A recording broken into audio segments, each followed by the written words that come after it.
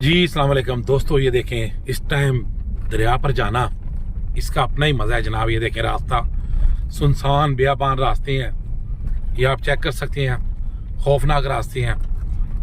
इन रास्तों पर इस टाइम कुछ भी आ सकता है। सांप भी आ सकता है, सपेरा भी आ सकता है, लुटेरा भी आ सकता है और जंगली परिंदे भी आ सकते हैं, जंगली जानवर भी आ सकते हैं। मगर हम जा रहे हैं तैयब रशीद चौधरी के साथ।